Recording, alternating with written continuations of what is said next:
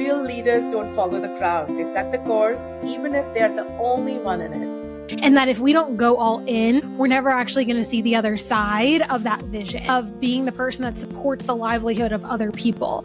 Young entrepreneurs who are just scared. And, it's not even an age thing. It's the perception and the judgment that happens when you create something and when you make yourself vulnerable online. You are the wheels on the bus that bring us to that end result. Fake it till you make it. Welcome back to In the Making, where we uncover the remarkable journeys of individuals who have dared to step outside their comfort zones, embrace uncertainty, and create something extraordinary. I'm your host, Nia, and today we have another incredible guest, Emma, the founder of 95 Media, a woman run marketing agency that has grown from a side hustle in New York City to a thriving business in Dallas, Texas.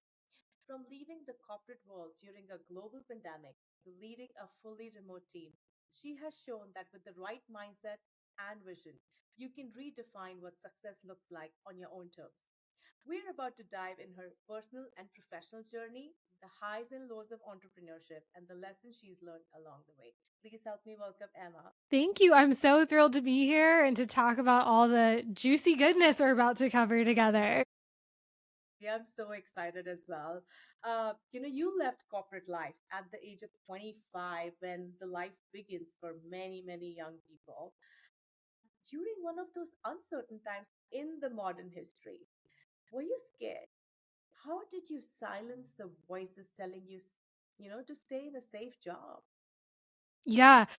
At the time when I left corporate, it truly felt like the scariest thing I would ever do in my entire life. In a normal setting, quitting your corporate job where you have a quote unquote stable paycheck and you have work coming in, nothing is dependent on you. You just need to show up and do your job. That's scary. And then I did it during 2020 and during a global pandemic when everything felt very uncertain as a whole. But that was actually the very reason I left and that I did it at that time.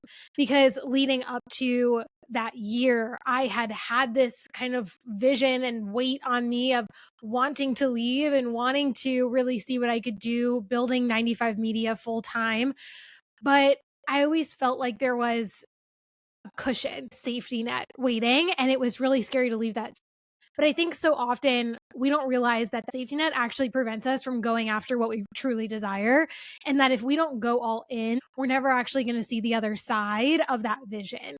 And I knew that I needed to do that. And it just kind of felt crazy and wild. And let's just add one more thing. Let's just do one more huge, wild decision and see what happens, And taking that leap really has been the best, although the scariest at the time, the best decision I've made for myself. I've not heard this kind of a story. Trust me, I've heard a lot of pandemic stories, but yours is truly different and so inspirational. Wow, thank you. Which reminded me of something I'd written a long time back that real leaders don't follow the crowd. They set the course, even if they're the only one in it. And you Yeah. set the perfect example of that.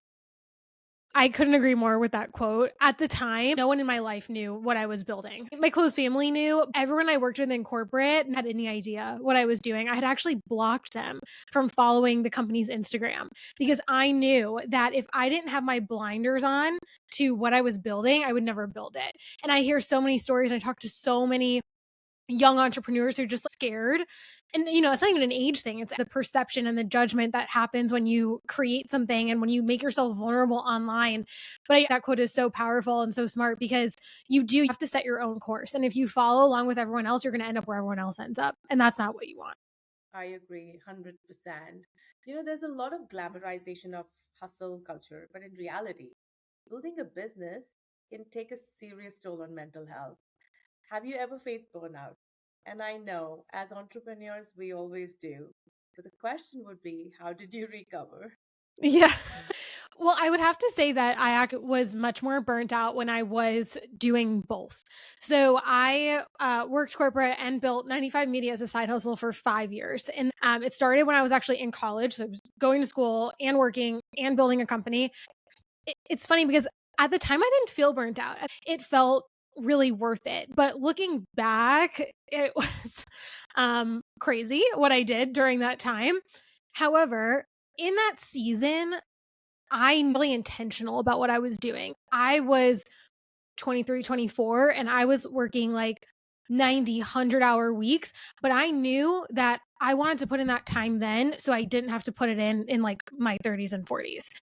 And it truly has paid off because now I'm in a season where I get to be more flexible. I was just in Paris for a week with my family and I didn't have to work 8 hours a day because I've built this incredible team who is able to do the things that I once was doing all on my own. Well, I can't say that I ever got to the point of burnout where you just really shut down and you're not able to function. But in many ways, I definitely hit like that breaking point and had to pull myself back. But I've always found to be the most helpful piece in any season of overwhelm is looking at the people you can delegate to. I agree. Because especially as like female entrepreneurs, we are afraid to ask for help oftentimes, and it So feels like a true. Glad you weakness. said that. Yeah, it can feel like, oh, I'm not good enough, or I'm not strong enough to do it all on my own, or I can't handle it. And the truth is, there's so many people who would be so excited to help.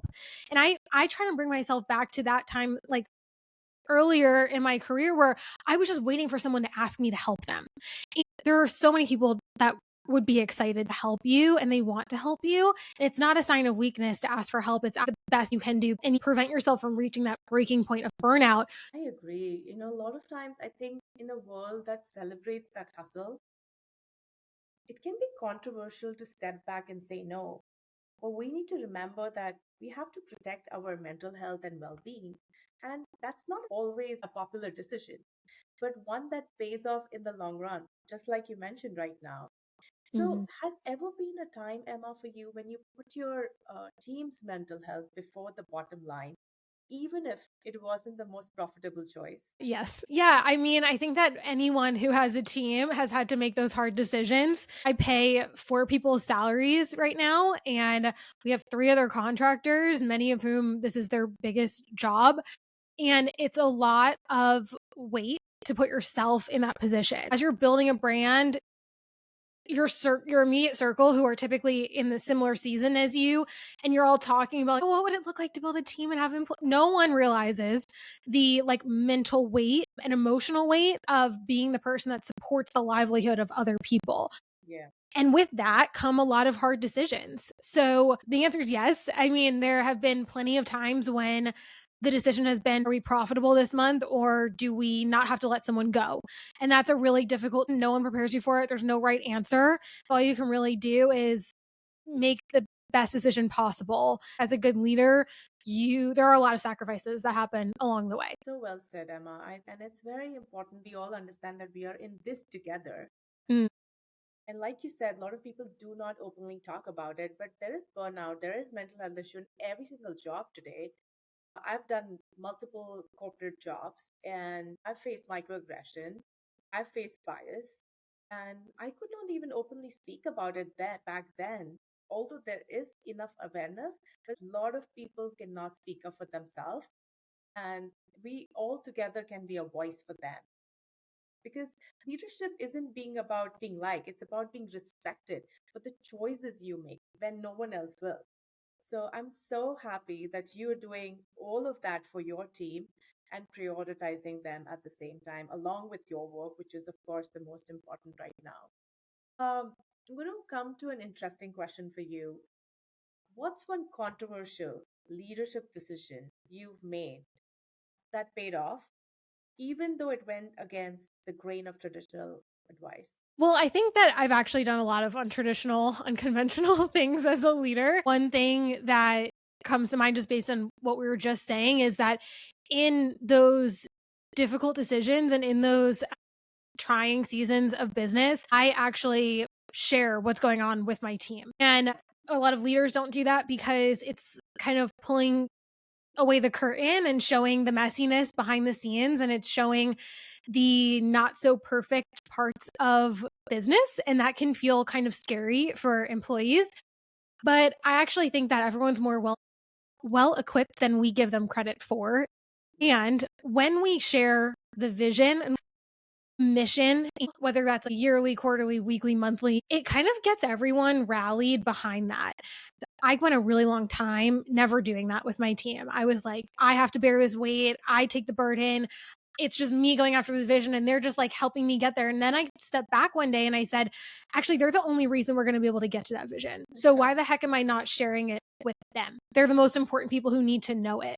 And so it's just been a game changer for us. Every single thing you do helps us as a team, as a company, move closer to that end vision. And how exciting that you get to be on this journey. You are the wheels on the bus that bring us to that end result. And that's been a really powerful shift to make within the team. I love the version of Wheels on the Bus by Emma. Yeah, totally. Yeah, everyone's a part of that. I love that. It reminded me of a story, Emma. I once spoke with a leader who decided to completely overhaul her company's client onboarding process despite pushback from her entire team. So she knew it wasn't efficient and she could see the burnout looming. But the change initially caused a dip in client acquisition, but within 6 months, the team was thriving and they gained even more clients because they had the capacity to deliver top tier service. So sometimes it's not about keeping everyone happy, it's about steering the ship in the right direction, even though there is a lot of turbulence. I'm very happy that you spoke about it because I understand that a controversial decision is only risky if you're afraid of the growth it might spark. Yeah. And what's so interesting in that story is that I wonder if she shared with them the big picture vision as to why she was doing that, even though everyone felt against it. Because you are the leader and because you have this 30-foot perspective over everything in the business and you can see all the little trails, you understand that one decision is going to have this domino effect that's going to positively impact everything down the road. I found that more often than not, if we can just tell people like, hey, look, I get why you don't get it right now. Let me explain what's the long term here, because maybe that'll help you see where we're going. So true. A lot of people look at successful entrepreneurs like yourself and think they have it all together. What's one misconception you would like to clear up about your journey? One misconception. Well, I certainly don't have it all together. I love the phrase "fake it till you make it." It's kind of like a controversial statement or phrase, but the way that I read that statement is that if you can act like it, you can embody it. And so much of entrepreneurship is literally faking it. Like I've sold packages that I have no idea how we're going to execute them. I don't have the team ready. I don't have the deliverables ready. I don't know what it's going to look like, but I can sell it because I understand where you want to go. And I know that we have the tools if I just mush things together to get that person there. Yeah. And that goes for so many different facets of business in general. There's just a lot of power in being able to show up as that version of yourself that you're going to become. I follow this mentor who has this like $20 million version of herself, and she makes decisions based on the $20 million version of herself. And grant, like we can't all do that. We're not all there, but it's the same idea of faking it till you make it. Like that is putting yourself in the position of where you're going and making decisions today based on that and emulating that today rather than just waiting until you get there. And so much of my journey I wouldn't actually be on if I didn't quote unquote fake it till I make it. Because sometimes it literally is just the confidence of showing up on a sales call. It's the confidence of having the conversation. When you hire your first employee, no one knows what they're doing. Everyone's faking it. Like we're all doing this. And I think again, it's just one of those things that no one really talks about because we all want to act like we've got it all together. And like, I certainly do not, but I do know how to act like I do. I cannot agree more. Being an entrepreneur myself for the last couple of years, it's never easy. People think everything on social media is perfect. How do you do this? But they don't know the cries, the highs and the lows that we face every single day, every single night when you're going for that shower. And I remember the thoughts that wander all over me like, what am I doing? Is this for real? I really feel that once somebody understands their passion and they believe this is it, nothing can stop them, even if you're seeing only the dips right now. Absolutely. I completely agree. No notes. I think there's a stigma around failing, Mm. quitting, but you've embraced the pivots. How do you reframe quitting as a form of success? And I know it's a huge, big question. Yeah, no, it's actually a great question. I don't actually look at anything I've done as quitting because really I wouldn't be here without what I did prior. I went to college for interior design and then Wow. I switched into social media marketing. Here we are today. And I was so regretful of spending so much time and money going to school for a degree that I no longer use. I was like, are you kidding me? I went to school for 4 years and I'm never going to use it again. Like, what a freaking waste. And then I was like, well, let's shut up because I would not have any of the skills that I have. Nearly all of our clients had come from my personal network in design. I wouldn't have the understanding of graphics in order to build the content that we build for social that generates the results for our clients, that they makes them re-sign with us and generates the money and all this stuff.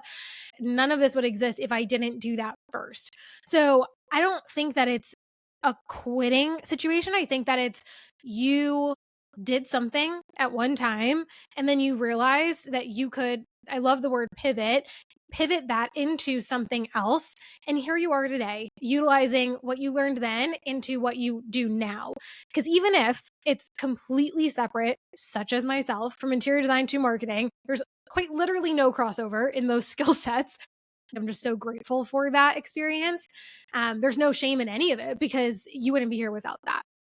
I agree. And it's so important for the any young people who are watching us today that there's any wastage of education at any point in your life.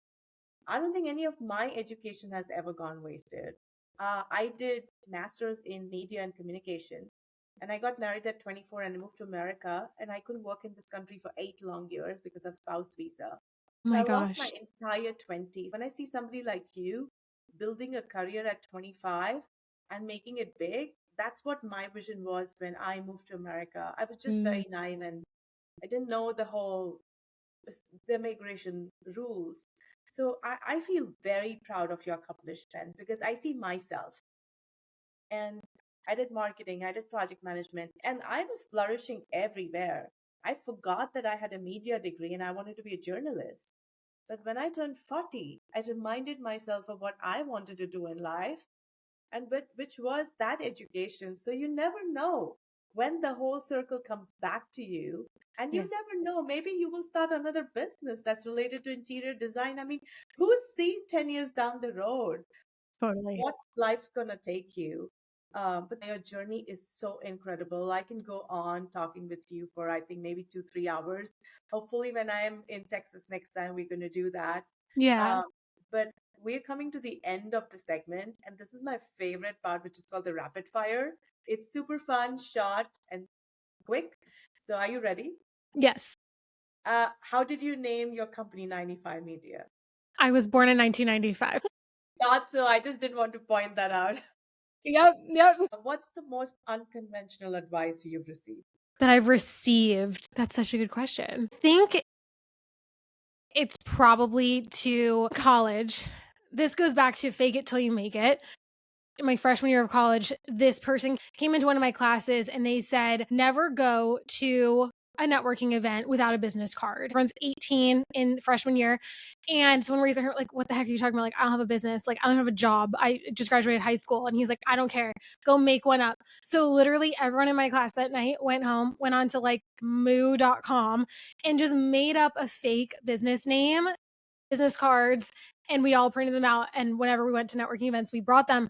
And I think that was my first kind of trigger into realizing that you can fake anything till you make it. It wasn't that I was trying to sign clients. It was just the idea of like, make something for yourself and show up like you are somebody. Don't show up like you're an 18-year-old kid in college and you're gonna be taken a lot more seriously. And that has just like trickled down into everything that I do and also instill in my own team as well. What a great advice and an Yeah. answer. Thank you so much. Yeah. One word that describes your leadership style. I know these are tough, quick, but fun questions. These are so tough. Okay, I would say a standard that I hold myself and my team to. So I think that kind of like encompasses a lot of what I do is accountability. To me, accountability is really just meeting the expectations that you set for yourself and building that trust in yourself, like for my employees to build their own self-trust helps them stay accountable to themselves, but also allows me to know that they're accountable to anything in the business and are here for the greater vision and mission of the company. It's amazing. What's one piece of advice for a woman starting a business? Just literally go all in. I think we sometimes want to do something so badly that we actually don't ever take that first step. And if you just take the first step, you make an email for yourself, make an Instagram handle for yourself, and just start posting. Highly recommend what I did, which was put on your blinders, literally block anybody who you don't want seeing what you're building, because so often that's the reason we never start is the judgment and fear of others and what they're going to say. Just get started because you're going to realize it's not that scary and you can do a lot more than you think you can. So I want to say either go all in or all out Mm, or have those blinders because I know what you're talking about. love it. You do what works the best for you, but Yeah. do it. Um, Emma, what's your guilty pleasure when you need a mental break? I love Love Island. It's just a great show to put on and just sit back with a glass of wine and be like, okay, we did it. The day's done. Let's just get ready for tomorrow. I love that. What's your superpower? My superpower is I am really great at working. And I know that sounds really lame, Mhm. but I think that it's honestly gotten me to where I am because so many people just kind of wait for the day to be over and I wait for the day to start the next day. Like Not doing that. yeah, I'm so fired up about what I do every single day. I just got back from being out of office for 2 weeks on and off, and when I sat back down this morning, it was like everything in me just relaxed, and I'm so excited to be here, and it's so funny because I think most people feel that way when they're on vacation, but I actually feel that way when I'm sitting down. I'm like, "Okay, everything's back in Your order." comfort zone. This is you. This you belong here. So Completely. it feels for you when you come back from a long vacation and you sleep in your own bed. For you, this is your place, and that's how you feel. Yeah, and I'm gonna keep doing this as long as I feel that way. And then when it no longer feels that way, that's the time to reassess and figure out like what's your next move. But I don't think any of us need to stay in something that doesn't light us up in the long run. 80% of your life working. Why are we not enjoying it? We all need to enjoy what we're doing and have what lights you up at the end of the day. I agree. Last question for you, Emma. What's your biggest career pet peeve?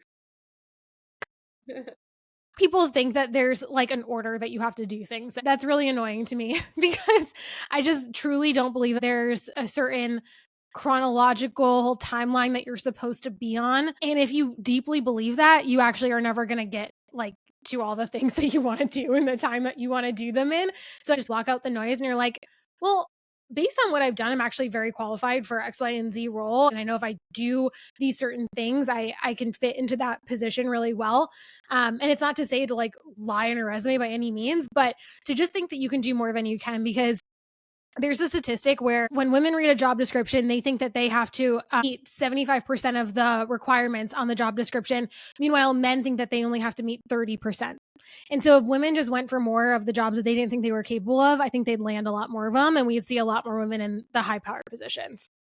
I love that superpower that you have, Emma. Thank you so much for joining us today. Listening to your story today really made me never question what I'm doing because so many people are looking for inspiration. And if they hear this episode, I think they're going to get a big boost. And I hope her story has inspired you to make that next big step, no matter how certain it may feel. Remember, success is not about the destination, but the courage to embrace the process. If you enjoyed this episode, make sure to share it, subscribe, and follow us for more stories of trailblazers and change makers just like Emma on In the Making. Let's keep pushing boundaries, pivoting when needed, and creating the lives we all deserve.